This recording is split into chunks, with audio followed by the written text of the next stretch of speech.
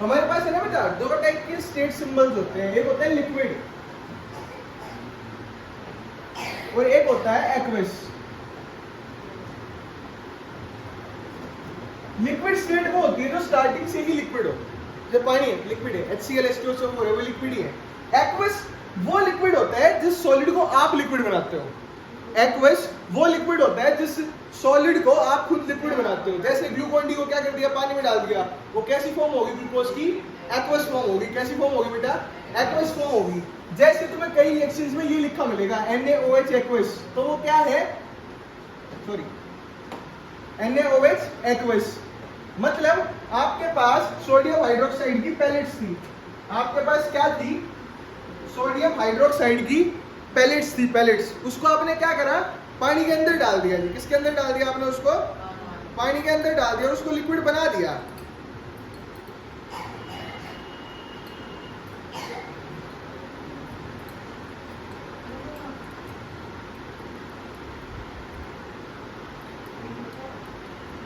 ठीक है ना, अब इसको स्टर करना पड़ेगा, मिलाना पड़ेगा बेटा। ठीक है, इसको मिलाते हैं आप।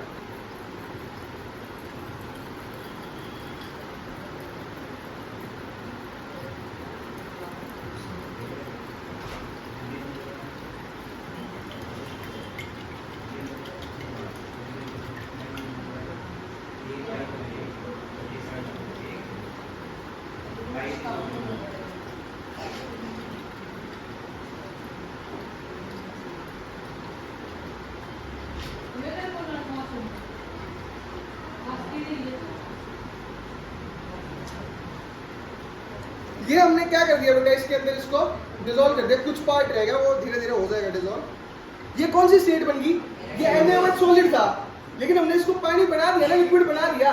अभी पानी पानी नहीं है, ये पानी क्या बन गया, NaOH एक्वस। और NaOH एक्वस का मतलब क्या होता है जी, मतलब NaOH प्लस में, मतलब ये NaOH का सॉल्यूशन बन गया एक टाइप का, जिसमें सिर्फ और सिर्फ क्या है आपका NaOH। This is called aqueous solution. बोलते हैं ना एक्वस सॉल्यूशन। कोई क्या है एक्वस सॉल्यूशन, क्या होता है, किसी सॉलिड को आपने डाला और वो पानी बन गया, लिक्विड स्टेट बन गया, था नहीं, तो वो क्या हो गया, NaOH एक्वस हो गया बेटा। समझ में आया। दो टाइप की रिएक्शन होती हैं। मैं कह रहा था कैरेक्टरिस्टिक्स ऑफ केमिकल रिएक्शन, कि भाई कैसे पता लगेगा, change in state, change in temperature, oh change in state और चेंज इन क्या हुआ था, चेंज इन स्टेट और चेंज इन कलर हो गया था। तो अब हमारे पास रिएक्शन तो दूसरी टाइप के ना, वो है change in temperature, change in temperature, change in temperature. भैया जी आप किन्हीं दो लिक्विड्स को मिलाओगे ना, या दो किन्हीं सब्सटेंस को मिलाओगे, या तो वो गर्म हो जाएंगी या तो वो ठंडी हो जाएंगी। पता कैसे लगेगा, इसके बॉटम को टच करके देखेंगे। अभी ये गर्म है, तो इसका मतलब है कैसी रिएक्शन है, एक्सोथर्मिक रिएक्शन। कैसी रिएक्शन है, आपने रिएक्शन करवाई और वो एपरेटस गर्म हो गया। आपने रिएक्शन करवाई और वो एपरेटस क्या हो गया, गर्म हो गया, टेम्परेचर उसका बढ़ गया। टेम्परेचर देखने के लिए हमेशा इसको नीचे अपनी पाम से टच करते हैं। किससे टच करते हैं बेटा, पाम से। ऐसे नहीं इसको ऊपर हाथ रख के ऐसे सेकने लग जाएंगे, नहीं, गलत है। सिर्फ किससे टच करेंगे, यहाँ से पकड़ेंगे इसकी नेक से, और कैसे टच करेंगे, पाम से टच करेंगे। ठीक है ना, पकड़ तो कैसे ही लो भाई, लेकिन तरीका होते हैं। एक्सोथर्मिक रिएक्शन कौन सी होती है, जिसमें हीट रिलीज होती है। कोई भी चीज गर्म कब होगी, जब वो हीट को क्या करेगी बेटा, रिलीज करेगी। कोई भी चीज गर्म कब होगी बेटा, जब वो हीट को क्या करेगी, रिलीज करेगी। एक्सोथर्मिक रिएक्शन वो रिएक्शन होती है जिसके अंदर आपकी हीट क्या होती है बेटा, रिलीज होती है। फिर ये गर्म हो, ठंडा भी तो हो जाएगा। जो चीज गर्म हो सकती है वो ठंडी भी तो हो जाएगी। आपने दो सब्सटेंस को मिलाया और वो ठंडी हो गई। आपने किन्हीं दो सब्सटेंस को मिला दिया और वो क्या हो गई बेटा जी, ठंडी हो गई। तो वो क्या बन जाएगा आपका, एंडोथर्मिक रिएक्शन। डिटेल में आपको अभी बता दूंगा मैं क्या होता है क्या नहीं होता। आज थोड़ा प्रैक्टिकल पे ध्यान देते हैं। मेरे को लगता है एक्सोथर्मिक एंडोथर्मिक में कोई डाउट होएगा। जो हीट को रिलीज कर दे खुद गर्म हो जाए वो एक्सोथर्मिक, जो हीट को एब्जॉर्ब करके ठंडा हो जाए वो एंडोथर्मिक। समझ में आया जी एक्सोथर्मिक और एंडोथर्मिक का डिफरेंस, या नहीं आया, आ गया। ये NaOH पैलेट्स का बॉक्स है बेटा, ठीक है, सोडियम हाइड्रोक्साइड पैलेट्स की फॉर्म है, और इसके ऊपर ये कोरोसिव का सिंबल है। अगर आप स्किन पे डालोगे तो क्या हो जाएगा, स्किन खराब हो जाएगी। सरफेस पे डालोगे तो सरफेस भी क्या हो जाएगी, खराब हो जाएगी। एसिड और बेस दोनों ही कोरोसिव नेचर के होते हैं। जिसके लास्ट में OH लग जाए वो क्या होता है बेटा? बेस। जिसके लास्ट में OH लग जाए वो क्या होता है बेटा? बेस। डिटेल में हम सेकंड चैप्टर में पढ़ेंगे, अभी के लिए सिर्फ इतना बता रहा था कि ये NaOH का बॉक्स है, इसके ऊपर ये सिंबल लगा हुआ है, जिस सिंबल का मतलब क्या होता है? ये कोरोसिव इन नेचर है। कैसा नेचर का? ये कोरोसिव। ये खराब कर देगा सब चीज को। क्या कर देगा बेटा? खराब कर देगा। बेटा ये अपने पास है ना कॉपर सल्फेट का क्रिस्टल है। किसका क्रिस्टल है अपने पास? कॉपर सल्फेट का, CuSO4। ब्लू कलर का क्रिस्टल होता है, इसको भी एक सोल्यूशन बनाना पड़ता है, वो हमने बना लिया। ये ब्लू कलर का सोल्यूशन है। कैसे कलर का सोल्यूशन है ये? ब्लू कलर का सोल्यूशन है। ये क्या है? कॉपर सल्फेट है बेटा। ये क्या है? कॉपर सल्फेट है। क्या है बेटा? ये कॉपर सल्फेट है जी। क्या है जी? ये कॉपर सल्फेट एक्वस। तो फिर गलत बोल दो, सुनते नहीं मेरी बात को। अब जो अगली रिएक्शन है ना वो क्या है जी? जो अगली रिएक्शन है वो क्या है? वो है formation of precipitate. Formation of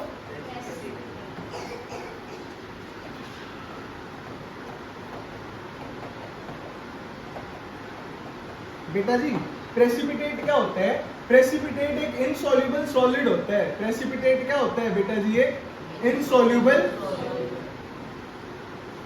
precipitate एक इनसॉल्युबल सॉलिड होता है। प्रेसिपिटेट एक इनसॉल्युबल सॉलिड होता है which is formed by mixing of two liquids, which is formed by mixing of two aqueous solutions, which is formed by mixing of two aqueous solutions। जैसे अगर हम copper sulphate को, अगर हम CuSO4 को aqueous किसके अंदर मिला देते हैं? NaOH के अंदर मिला देते हैं, तो वो क्या बन जाएगा? CuOH whole twice. ठीक है बेटा जी। और साथ में क्या बन जाएगा? Na2SO4। अब ये क्या क्या है जी? ये क्या क्या है? ये कॉपर सल्फेट। ये क्या है बेटा आपका? Copper sulphate. ठीक है ना? ये आपका है सोडियम हाइड्रोक्साइड।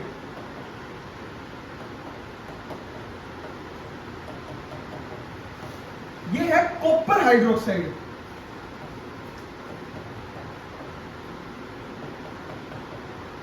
प्लस में सोडियम सल्फेट। क्या है बेटा? ये सोडियम सल्फेट। ये रिएक्शन है। ये तो पेपर में, रियल लाइफ में कैसे होगी वो दिखाऊंगा आज तुमको। ठीक है ना? अब क्या होता है? कोई भी प्रेसिपिटेट जब बनता है ना, देखो जब गैस निकलती है उसके आगे हम क्या लिख देते हैं? Upward arrow. जब इवोल्यूशन ऑफ गैस होता है, इवोल्यूशन ऑफ गैस करा दिया क्या मैंने? 10th क्लास करा दिया? Evolution of gas, evolution of gas करा दिया? नहीं कराया था?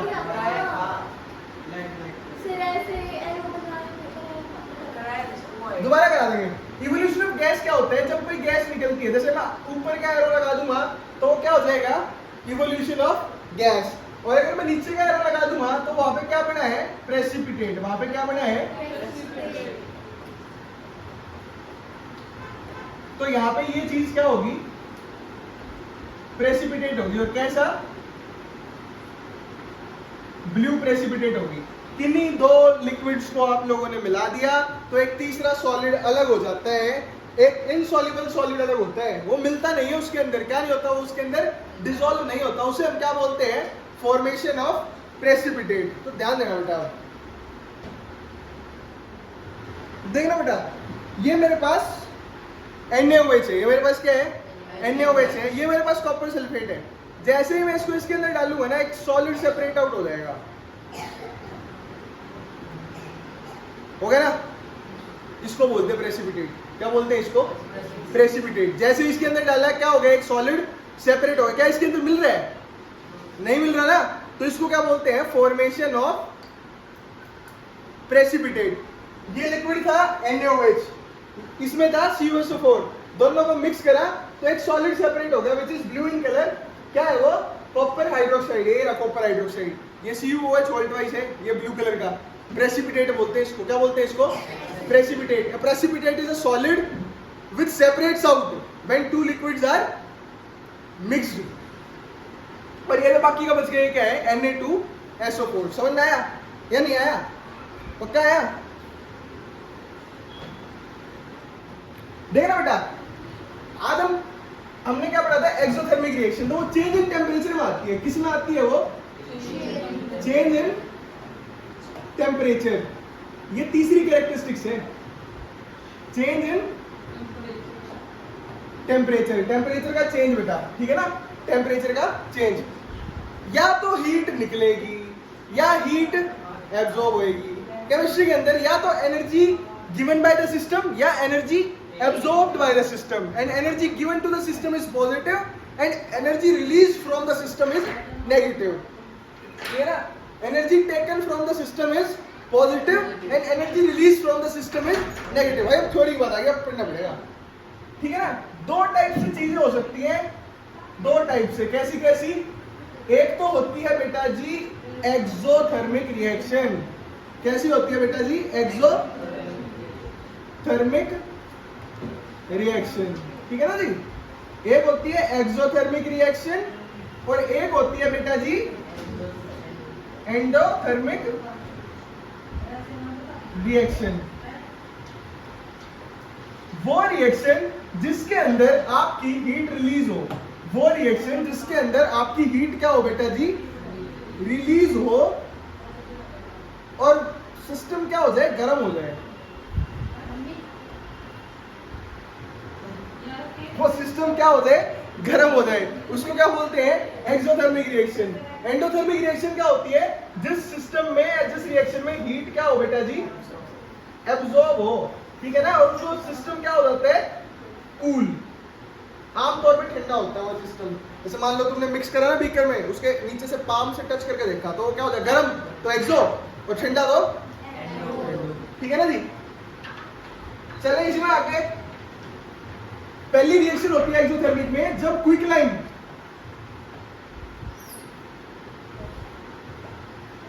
क्विकलाइन किसके साथ रिएक्ट करता है बेटा?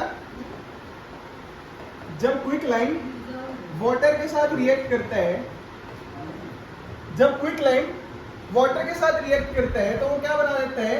एक तो बनाता है स्लेक लाइन, एक बनाता है स्लेक लाइन, और साथ में क्या रिलीज करता है? बहुत सारी हीट रिलीज करता है। अगर वो हीट को रिलीज कर रहा है तो वो कैसी रिएक्शन है? अगर वो हीट को रिलीज कर रहा है तो कैसी रिएक्शन है? कौन सी है जी? एक्सोथर्मिक है। अगर वो हीट रिलीज कर रहा है तो कौन सी है बेटा?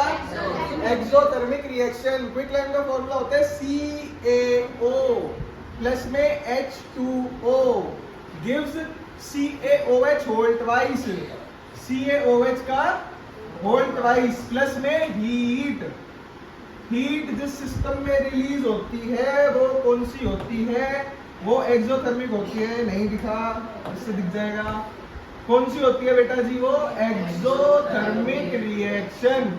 एक्सो मतलब निकलना, थर्मिक मतलब हीट। एक्सोथर्मिक रिएक्शन समझ में आया? आप कहोगे अभी सर आ गया। CO का नाम क्या होता है? Calcium oxide. केमिकल नेम है, ऊपर वाला कॉमन नेम है। क्या होता है? Calcium oxide.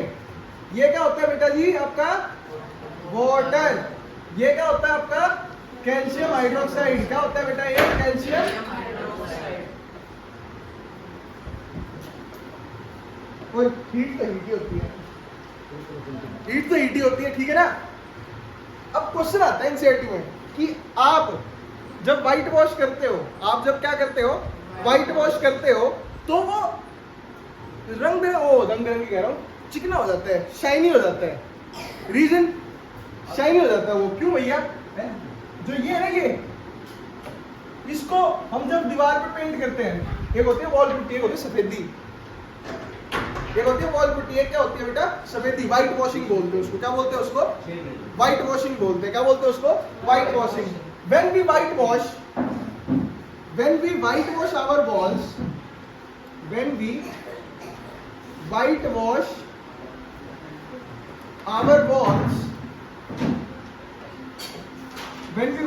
our walls, it gets shiny because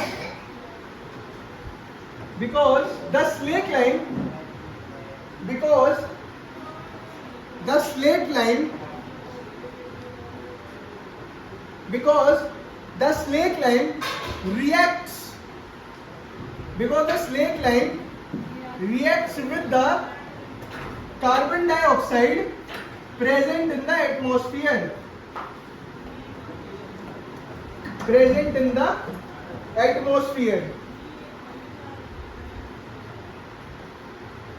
क्या करा बेटा, कैल्शियम ऑक्साइड का एक ब्लॉक ले गए, उसको पानी में डाल दिया, बुलबुले उठे, वो लिक्विड बन गया। उस लिक्विड को दीवार पे लगा दिया बेटा जी। उस लिक्विड को कहाँ लगा दिया बेटा? दीवार पे लगा दिया। हमारे एनवायरनमेंट में बहुत सारी गैसेज है, उनमें से एक है कार्बन डाइऑक्साइड। ये जो दीवार पे हमने अप्लाई करा ना, ये जो हमने दीवार पे अप्लाई कर दिया, व्हाइट वॉश कर दिया, वो CO2 के साथ रिएक्ट करके क्या बना देता है बेटा जी? लाइमस्टोन बना देता है। CO2 के साथ रिएक्ट करके क्या बना देता है? लाइमस्टोन। वो शाइनी किस लिए होता है? क्योंकि यहाँ पे लाइमस्टोन फॉर्म हो जाता है बेटा। लाइमस्टोन, कैल्शियम कार्बोनेट, मार्बल, एक ही फॉर्मूला होता है, ठीक है ना? क्या फॉर्म हो जाता है बेटा यहाँ पे? आपका लाइमस्टोन फॉर्म हो जाता है। क्या जी? सर समझ नहीं आया, अभी समझाता हूँ। कैल्शियम हाइड्रोक्साइड, देखो CaO को किसके साथ मिलाएंगे? सबसे पहले पानी के साथ मिलाएंगे। वो क्या बना देगा? CaOH प्लस में हीट। ठीक है ना जी? कोई समस्या यहाँ तक?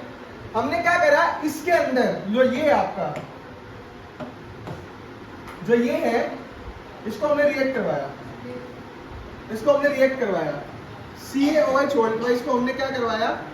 रिएक्ट करवाया। किसके साथ? एटमॉस्फेरिक कार्बन डाइऑक्साइड के साथ। तो ये क्या बन जाएगा? CaCO3 प्लस H2O, वाटर के वेपर बन जाएंगे, ठीक है ना? वो इवेपोरेट हो जाएंगे। ये CO3 क्या होता है? Calcium carbonate. CaCO3 क्या होता है बेटा जी? Calcium carbonate. और ये कैल्शियम कार्बोनेट क्या होता है बेटा जी? लाइमस्टोन बोलते हैं इसको। इसी कैल्शियम कार्बोनेट को हम क्या बोलते हैं बेटा जी? लाइमस्टोन बोलते हैं। लाइमस्टोन आ जाए केमिस्ट्री में, मार्बल आ जाए, क्रश्ड एगशेल आ जाए, एक फॉर्मूला CaCO3। लाइमस्टोन आ जाए, मार्बल आ जाए, क्रश्ड एगशेल आ जाए, ठीक है ना जी? क्या आएगा उसमें? Calcium carbonate CaCO3।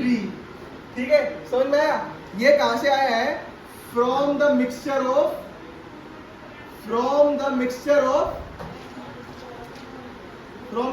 दिस। ठीक है ना? इसको जब आपने दीवार पे लगाया तो वो एटमॉस्फेयर की CO2 के साथ रिएक्ट करेगा।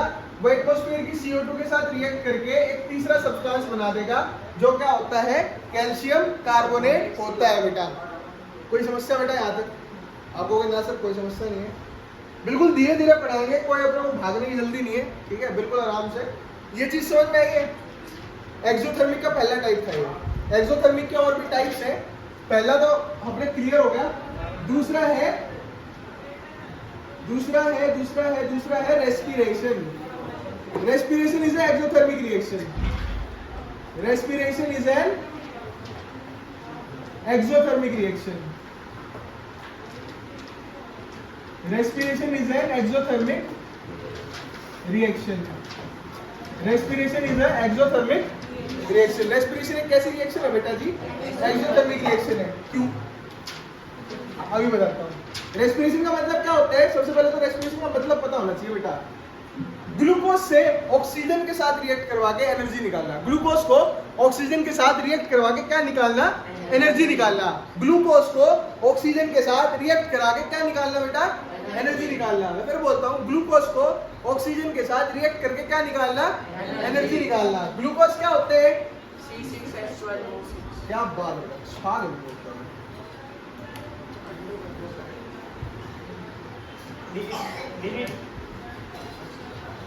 Glucose plus oxygen, gives ATP plus CO2 plus H2O। ठीक है ना? ये ATP क्या होता है बेटा जी? ये ATP होता है एडिनोसाइन ट्राइफॉस्फेट। एनर्जी की फॉर्म होती है, माइटोकॉन्ड्रिया में बनती है। जब आप बायो पढ़ोगे ना चैप्टर, उसमें आएगा एडिनो। स्पेलिंग भैया देख लेना थोड़ी सी। Adenosine triphosphate, adenosine triphosphate. Phosphate. ये एक फॉर्म ऑफ एनर्जी है। मैंने अभी स्टार्टिंग में बताया था, जिस रिएक्शन में एनर्जी निकलती है, कौन सी होती है वो? That is why respiration is a. कोई पूछ ले क्यों? क्योंकि बेटा जिसमें एनर्जी निकलती है। कोई पूछे रिएक्शन क्या है? जी हम रिएक्शन भी बता देंगे आपको। कैसी बात कर दी आपने, हल्के में ले रखा है। हाँ जी बिल्कुल। C6H12O6 प्लस O2 क्या देगा बेटा जी हमको? 38 ATP। ये डिपेंड करते हैं कौन सी रिएक्शन हो रही है। 38 ATP प्लस CO2 प्लस ये ATP एनर्जी है। And energy release this exotherm. Energy release this exotherm. कोई समस्या बता देना, कोई समस्या हो तो।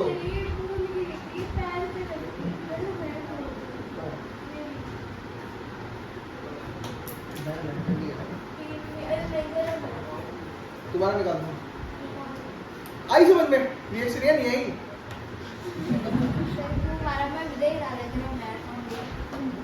आगे उसके बाद अगली रिएक्शन है आपकी combustion.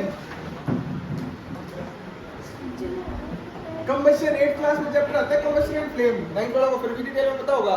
Burning of anything in presence of oxygen. Burning of anything in presence of oxygen, ठीक है ना? मतलब क्या करते हो? नेचुरल गैस CH4, ये क्या है बेटा? ये नेचुरल गैस है बेटा। क्या है ये? Natural gas, methane. ये क्या है बेटा जी? Natural gas. ये क्या है बेटा जी? Natural gas. और क्या? इसका नाम ही मीथेन होता है, और लगा ये है ही मीथेन। प्लस को O2 gives CO2 plus H2O plus heat. ये एक्सोथर्मिक है एंडोथर्मिक है? कारण निकल रही है ना, प्रोडक्ट साइड हीट है। प्रोडक्ट की साइड अगर हीट होगा तो क्या बनेगा आपका? एक्सोथर्मिक बनेगा, एंडोथर्मिक बनेगा? एक्सोथर्मिक बनेगा, ठीक है ना? इसके बाद आपने मिथेनॉल को रिएक्ट करवाया, C2H5OH को इथेनॉल, सॉरी माफ कीजिएगा, ये इथेनॉल है। क्या है बेटा जी? ये इथेनॉल को जब आपने रिएक्ट करवाया ना ऑक्सीजन के साथ, तो वो क्या बन गया आपका? सेम, यूं का यूं, कुछ अलग नहीं होता। कुछ अलग नहीं होता, सेम प्रोडक्ट है, सेम। कौन सी फ्लेम निकलती है, क्या निकलता है, क्या नहीं निकलता, वो सारा आएगा उसके अंदर, कार्बन कंपाउंड में आएगा, ठीक है ना जी? C2H5OH किसके साथ रिएक्ट करते हैं? ऑक्सीजन के साथ। तो वो क्या बना देता है आपका? कार्बन डाइऑक्साइड बना देता है, वाटर बना देता है, हीट बना देता है, लाइट बना देता है। अगर प्रोडक्ट की साइड में हीट है तो वो रिएक्शन कौन सा होएगा? इतनी सी बात सबको समझ में आई है या नहीं आई? अरे बता दो। नेक्स्ट आपकी रिएक्शन है एंडोथर्मिक रिएक्शंस। कौन सी रिएक्शन है आपकी बेटा? Endothermic reactions.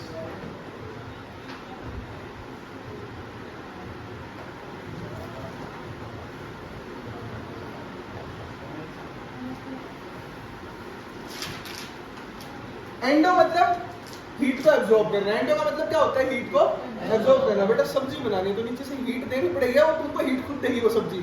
आलू काट के डाल दी, सब्जी बन जाएगी? नीचे जलाना पड़ेगा ना। नीचे जब तक नहीं जलाओगे तब तक क्या सब्जी बनेगी? है ना? तो वो कुकिंग ऑफ फूड एक्सोथर्मिक है, एंडोथर्मिक है? आवाज नहीं आई। एंडोथर्मिक है। लेकिन उससे पहले एक प्रोसेस होती है फोटोसिंथेसिस। क्या होती है बेटा जी? फोटोसिंथेसिस। फोटोसिंथेसिस में क्या होता है? CO2 किसके साथ रिएक्ट करवाते हैं? हमारे साथ H2O के साथ रिएक्ट करवाते हैं in presence of sunlight and chlorophyll, ठीक है ना? सनलाइट और क्लोरोफिल के साथ जब रिएक्ट करवाओगे तो क्या हो जाएगा आपका? एक तो ग्लूकोज बनेगा C6H12O6 प्लस में ऑक्सीजन गैस यहाँ पे क्या होगी? रिलीज होगी।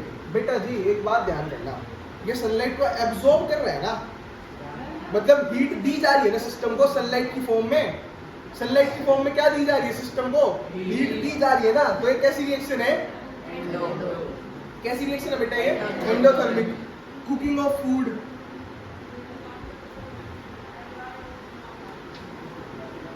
अच्छा एक चीज मैं बतानी भूल गया पिछली में, सॉरी ये फूड की स्पेलिंग गलत है, कुकिंग ऑफ फूड, पिछली में मैं चीज बतानी भूल गया एक्सोथर्मिक में, rusting of iron.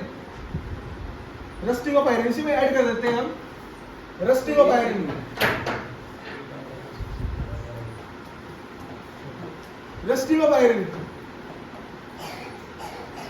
Rusting of iron आपकी क्या है? एक्सोथर्मिक है। वैसे क्लियरली पता नहीं लगेगा इस रिएक्शन में, क्योंकि गर्मी ठंडी का पता नहीं लगता, लेकिन ये रस्टिंग ऑफ आयरन कैसी रिएक्शन है? एक्सोथर्मिक।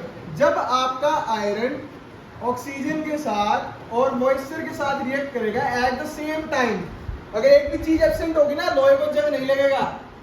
अगर एक भी चीज एब्सेंट हो जाएगी तो लोहे को जंग नहीं लगेगा। ऑक्सीजन भी सेम टाइम पे चाहिए और मॉइस्चर भी सेम टाइम पे चाहिए, ऑक्सीजन भी सेम टाइम पे चाहिए और मॉइस्चर भी सेम टाइम पे चाहिए। अगर ऐसा होगा तो कैसा होगा? रस्ट लग जाएगा। Fe2O3.XH2O, Fe2O3.XH2O, ये किसका फॉर्मूला होता है? रस्ट का। और जो ये पूरी प्रोसेस है ना, जो ये पूरी प्रोसेस है, ये पूरी प्रोसेस कैसी है बेटा जी? ये पूरी की पूरी प्रोसेस एक्सोथर्मिक है। ये पूरी की पूरी प्रोसेस कैसी है बेटा? एक्सोथर्मिक। ये मैं बताने भूल गया था उस टाइम पे, मैंने अब ध्यान आया तो मैंने बता दिया। एंडोथर्मिक में क्या होता है? ये वो रिएक्शन होती है जिसमें हीट एब्जॉर्ब होती है। ये वो रिएक्शन होती है जिसमें आपकी हीट क्या होती है बेटा जी?